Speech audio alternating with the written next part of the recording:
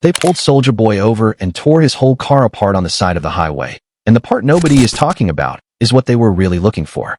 Honey, I hope y'all are sitting down, because between Soulja Boy getting treated like a kingpin on hot asphalt, Blueface pulling out a cotton swab on a baby on camera, a racist juror getting dragged out of Lil Durk's trial, a whole Texas case file that just blew up in everybody's face, an entire American city sitting in the dark for 10 straight days, and Walmart of all places suddenly discovering that prices can, in fact, go down.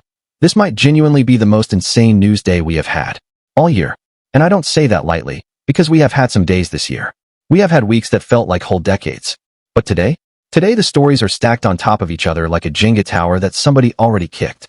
So before we go any further, you already know what to do. Hit that like button right now, because if what I'm about to walk you through doesn't make your jaw hit the floor at least 3 separate times, I don't know what will. Subscribe if you're new here, turn your notifications on, and pull your chair a little closer. Let's get into it. First up, Soulja Boy. Big Draco himself, the man who arguably invented the modern internet rapper blueprint, got pulled to the side by law enforcement. And the way they had him sitting out there, you would have thought they caught El Chapo coming back from a supply run.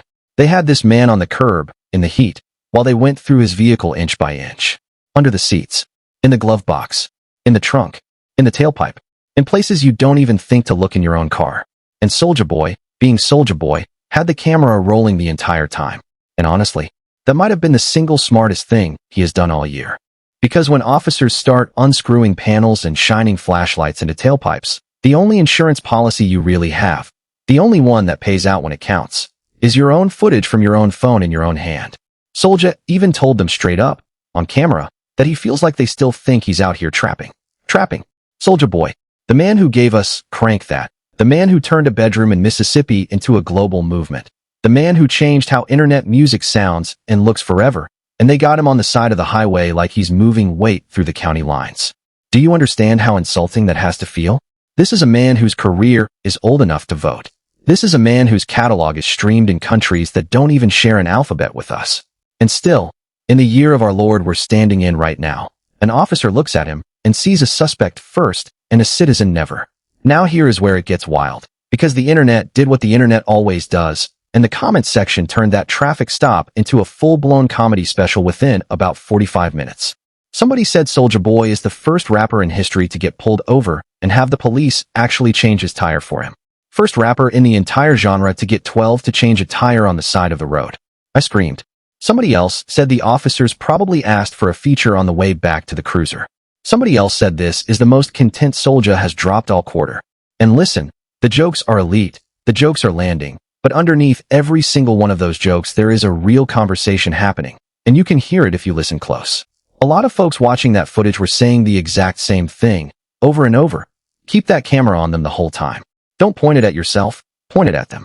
Because if something mysteriously appears in that tailpipe, in that spare tire, in that center console, you want 8 angles of exactly whose hands went where and when. People do not trust these roadside searches, and can you blame them? We have all seen the stories. We have all seen the dashcam footage that magically cuts out at the most convenient moment. We have all seen the body cam that malfunctioned in the exact 90 seconds where the truth would have lived. 1 minute it's a routine stop. The next minute it's look what we found. And by the time the truth catches up, the mugshot is already on every blog in the country, and the person's whole life is a headline. Soulja Boy kept his cool. Soulja Boy kept his camera up. Soulja Boy made it home with nothing but a story and a slightly rearranged interior. That's a win in my book. In this climate, in this country, that is a win. Period. And let's be real about who Soulja Boy is for a second, because some of the younger crowd watching that clip might not fully get the irony of what they just witnessed. Soulja Boy was the blueprint. Soulja Boy built his entire career off pointing a camera at himself before that was even a job description. The YouTube freestyles from a bedroom, the behind-the-scenes vlogs before anybody called it a vlog, the whole self-promotion playbook that half the industry is running on today with fancier lighting and worse lyrics. So of all the people to catch slipping on camera, of all the artists to try to intimidate during a roadside search, Soulja Boy was the single worst possible target, because recording himself is not a strategy for him. It's not a defense mechanism. It's second nature. It's autopilot. The second those lights hit his mirror, Soulja Boy went into content mode. And that reflex, that instinct he sharpened over 15 plus years of living in front of a lens, is probably exactly what kept that stop from turning into something a whole lot uglier. Say what you want about Soulja Boy, meme him all you want, laugh at the old tweets all you want, but the man understands one single thing better than almost anybody else in the game. Whoever controls the footage controls the story.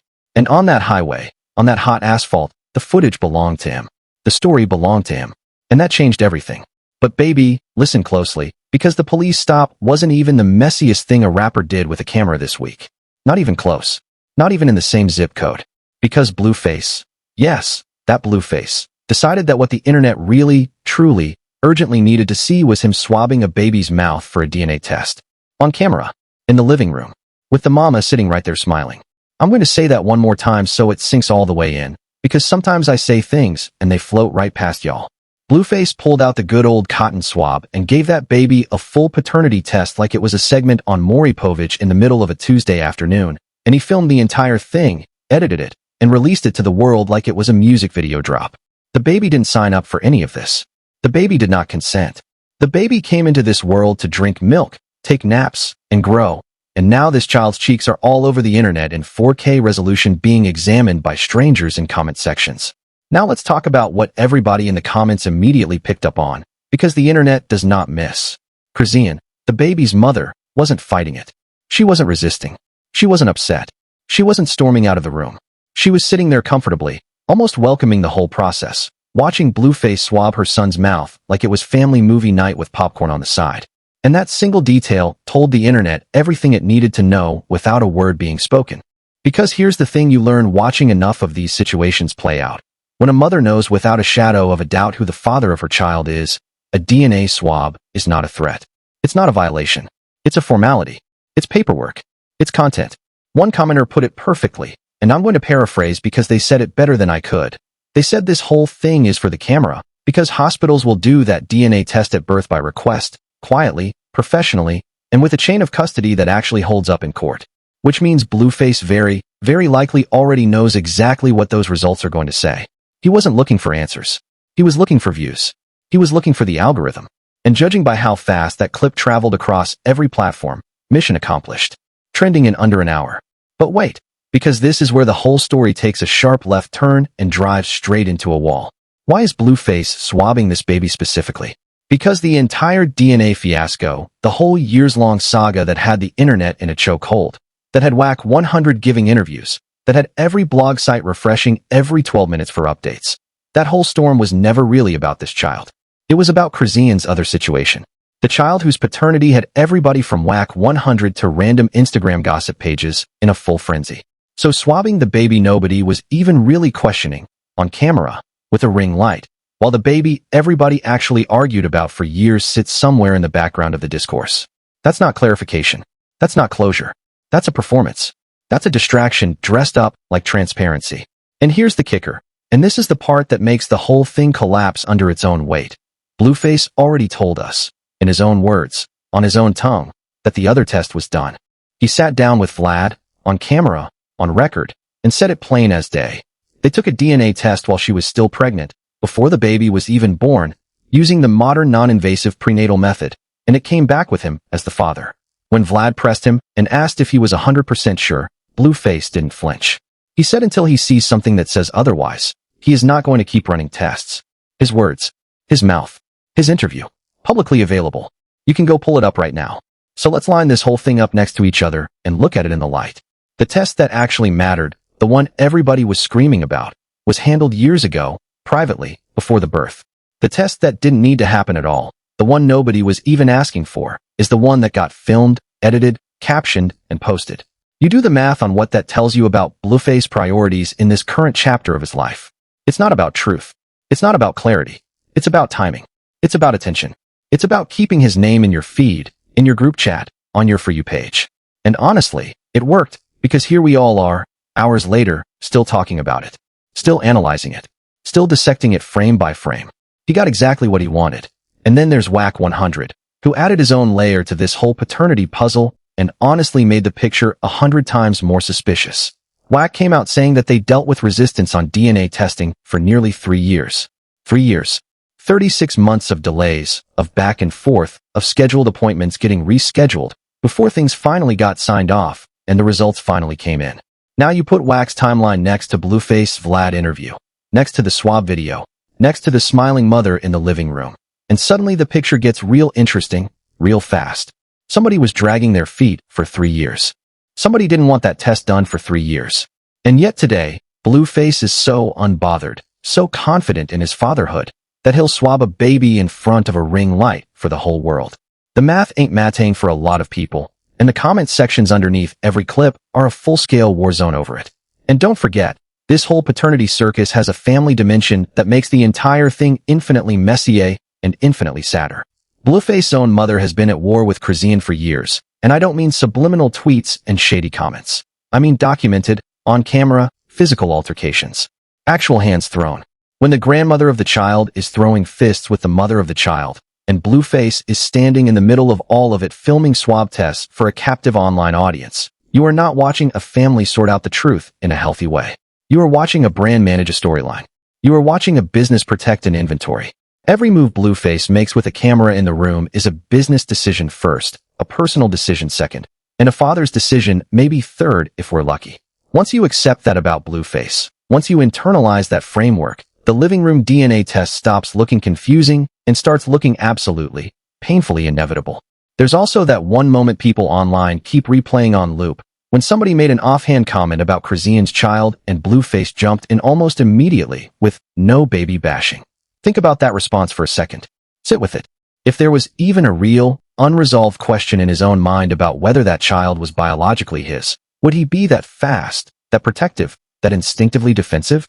People who watched that clip in real time said a man simply does not protect a baby's name like that unless he has already claimed that child in his heart, in his spirit, in the part of himself that logic doesn't reach.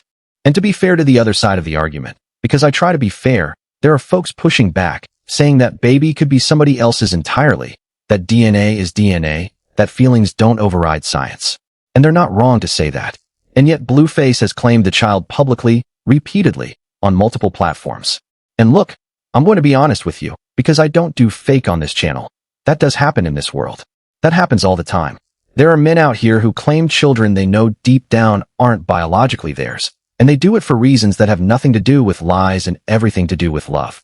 To protect the mother, to protect the family image, to protect the child, to keep the peace when the peace is already so fragile that one truth could shatter it. I know somebody personally who did exactly that. Married the woman, claimed the child, and carried that secret pressed tight against his chest for years because he didn't want the child growing up under a cloud, growing up questioning where they came from, growing up feeling like a footnote in somebody else's story. So is it possible Blueface is that kind of man? Is Blueface the type to claim a child that isn't biologically his just to keep the internet off the mother's back? Just to give the child a name and a father figure in a world that's already too cruel? That is the exact question splitting the timeline right down the middle at this very moment. Because on one side of the argument, you've got Ronnie, remember Ronnie? Who at one point publicly claimed that same baby was his, who wanted his own DNA test, who was ready to fight for it in the court of public opinion, and then somehow, quietly, passed on it. The one man who at one time seemed to want the test the most suddenly didn't want it anymore. Make that make sense? I promise you I can't. There is too much smoke in this room, too many exits blocked, and I genuinely don't know where the fire started. All I know is that when this many grown men are circling one single paternity question for years, somebody is not telling the whole truth. Somebody knows. Somebody has always known. But let's move on, because as messy as all of that is, what happened in a federal courtroom this week makes every bit of it look like child's play by comparison. Now I need to tell you about juror number 18. And you might be sitting there asking, who in the world is juror number 18? Why should I care about a juror I've never heard of? Well, juror number 18 is the person who almost sat in judgment of Lil Durk. Yes, that Lil Durk, who is fighting for his freedom in a federal case right now. A case where the stakes are literally the rest of his adult life, and got themselves thrown clean out of that courtroom before they could do damage that could never be undone. And when you hear why they got tossed, I promise you, your blood is going to boil.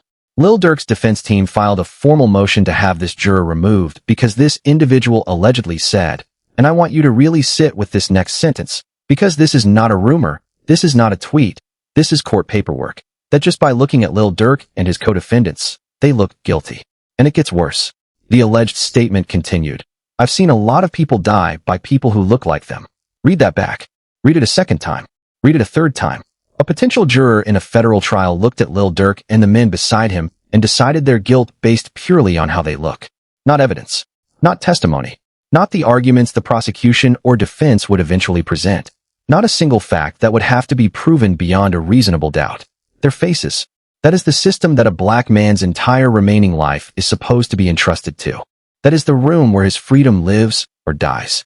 And in that room, before a single opening statement had even been delivered, one of the 12 people meant to weigh evidence had already delivered a verdict in her own head. Silently, confidently, wrongly.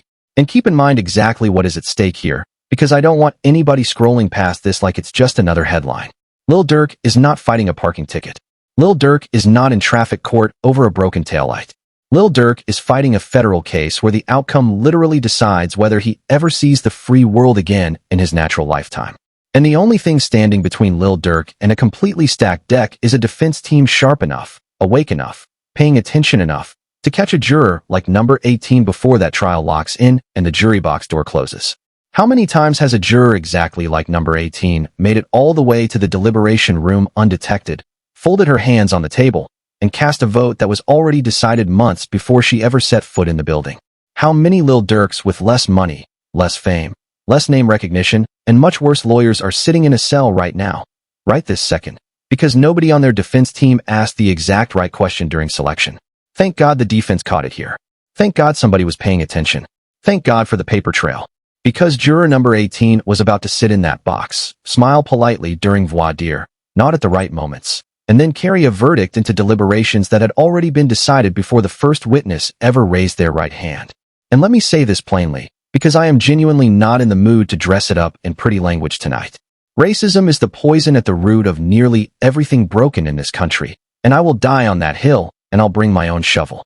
Between racism and greed, you can trace almost every American tragedy, from the courtrooms to the school boards to the housing crisis to the healthcare system, back to one of those two ingredients, and often both simmering in the same pot.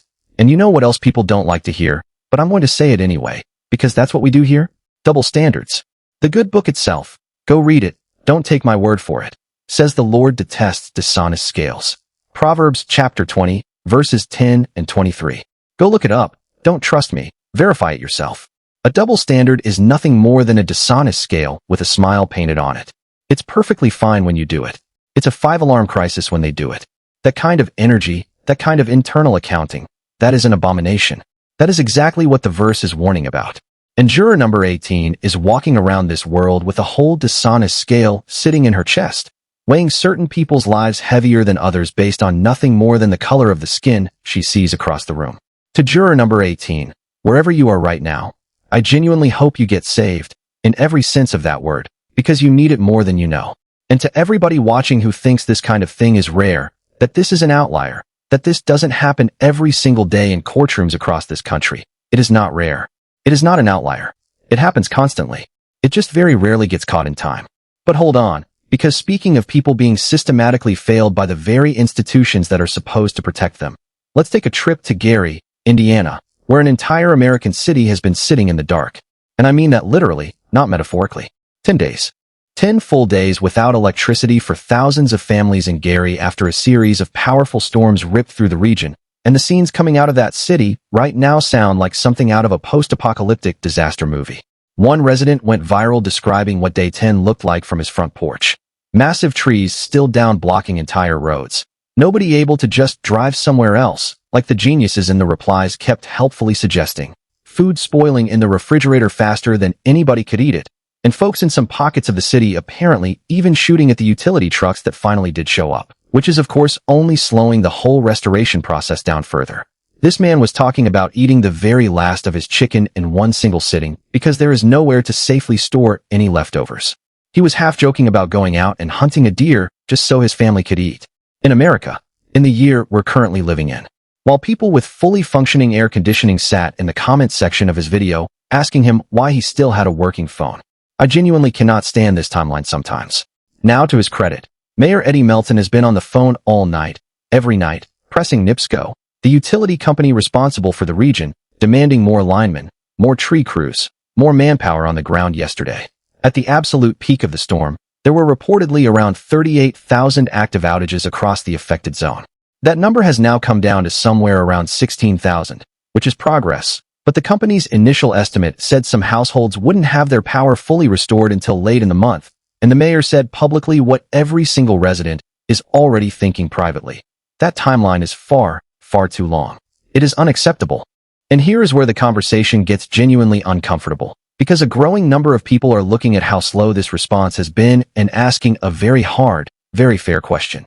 If this was a wealthier zip code, if this was a wider zip code, if this was a suburb with a country club and a Whole Foods, would 16,000 people still be sitting in the dark on day 10? You already know the answer. The people of Gary already know the answer. Some folks online are even calling it an experiment, a real-time test run to see how much the American public will silently tolerate before something finally breaks. And maybe that framing is a step too far. Maybe. But when you watch entire neighborhoods get forgotten in real time, in the year we're living in, with cameras rolling, paranoia starts to look a whole lot like pattern recognition. But in the middle of all that literal and figurative darkness, there was one bright spot, one genuine bright spot, and his name is Trey the Truth. While some people with real, generational money stayed conveniently quiet on their timelines, this rapper pulled up to Gary personally with 1,000 hot meals, cleaning supplies, toiletries, diapers, water, and a chainsaw he openly admitted he did not know how to operate before he arrived. His own words, straight from his mouth on camera. He said people laugh at him because he's a rapper trying to cut trees, but he learned how to run that saw right there on the spot, in the moment, because that is what the moment required of him. He linked up directly with Mayor Melton, identified the neighborhoods that were hurting the most, and got straight to work.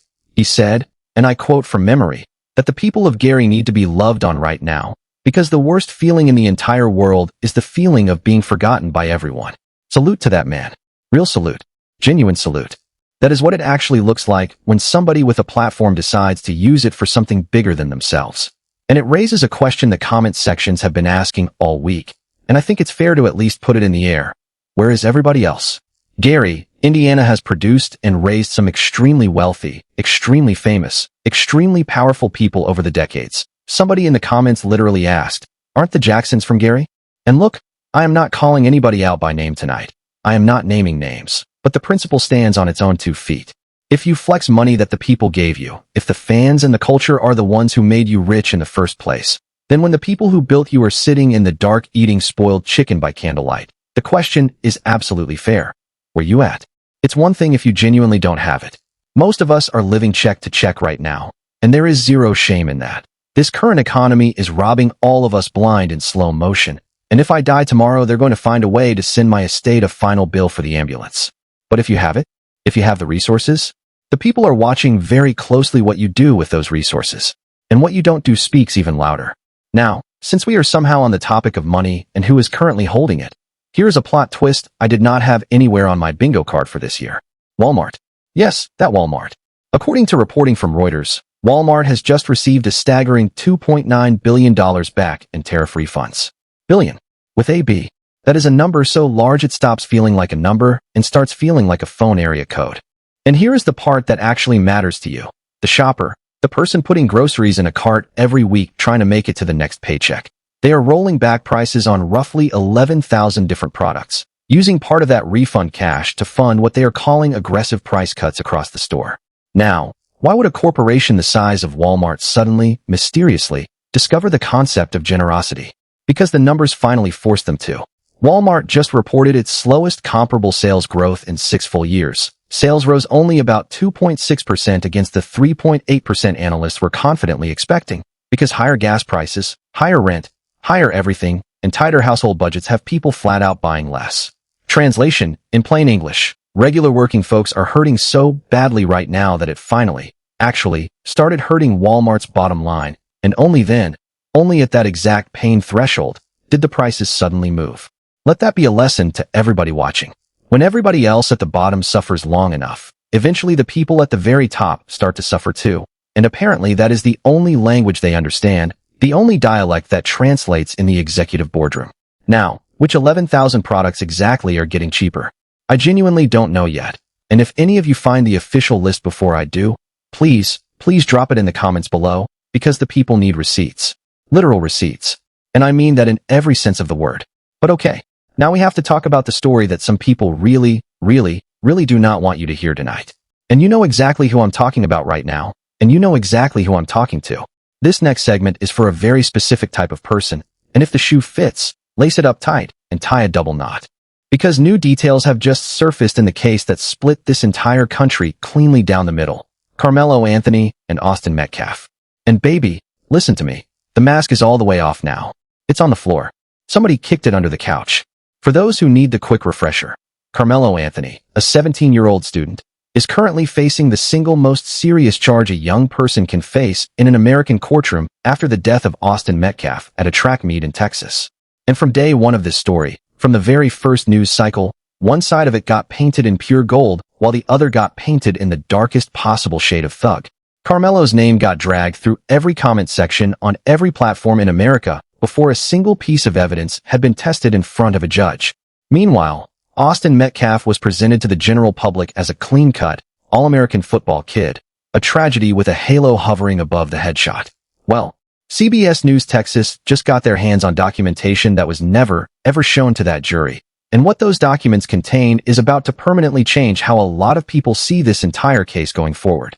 In a formal motion for a new trial, the defense released 20 full pages of background reporting on Austin Metcalf's documented behavioral history. 20 pages. Not 2. Not 5. 20. And I need you to hear what is actually inside those pages, because this is the exact part they tried to keep buried, sealed, and out of the public conversation. According to those records, Austin and his brother were once caught spray painting graffiti that included the letters KKK, the phrase "Kill all blacks," Heil Hitler, and the full N-word. And for that specific incident, they were sentenced to 12 months of juvenile probation. Their explanation to authorities when asked what they were thinking was, and I quote directly, "We did some dumb stuff. We did some vandalism. Some dumb stuff." That was the description they landed on. That was the framing they chose. The records go on from there, and it does not get better. Multiple documented instances of Austin using racial slurs inside school walls. In 2023, he was formally accused of bullying a black student inside a classroom.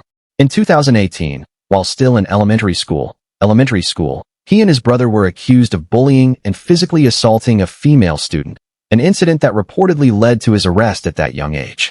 In 2024, during a heated argument with another female student, he allegedly knocked her to the ground and punched her in the stomach. He was ejected from a football game and then texted somebody afterwards that he was about to beat those kids up.